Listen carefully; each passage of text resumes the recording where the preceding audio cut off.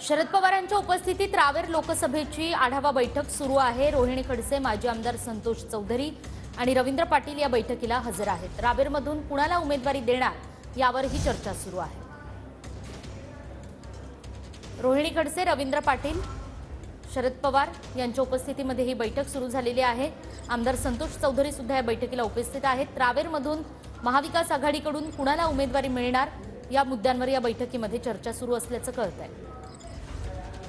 आपण पाहतोय थेट दृश्य बैठकीला सुरुवात झालेली आहे। थेट माहिती जाणून घेऊयात आपले प्रतिनिधी अक्षय मंकनी यांच्याकडून। अक्षय, निकिता, शरद पवार यांच्या उपस्थितीत रावेर या लोकसभा मतदारसंघासाठी संपूर्ण आढावा बैठक जी आहे ती आता वायबी चव्हाण सेंटर येथे सुरू झालेली आहे। नंतर रोहिणी खडसे या देखील रावेर लोकसभा मतदारसंघातून निवडणुकीसाठी इच्छुक आहेत आणि त्याचसोबत रवींद्र पाटील जे अजित पवार गटाचे प्रदेशचे सरचिटणीस आहेत ते देखील आता त्यांच्या पक्षावरती नाराज आहेत आणि शरद पवार यांच्या पक्षाकडे जाण्याची चिन्ह आहेत आणि ते देखील या रावेर लोकसभा मतदारसंघातून निवडणूक लढण्यासाठी इच्छुक आहेत।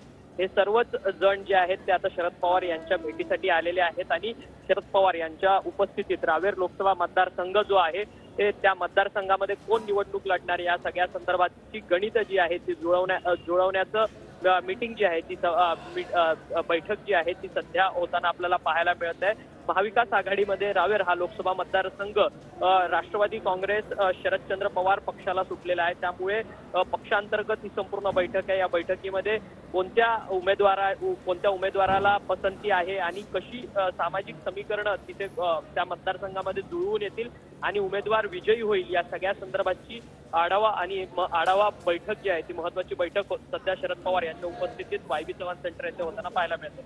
अगदीच अधिक जाणून घेत राहू अक्षय। तुर्तास धन्यवाद।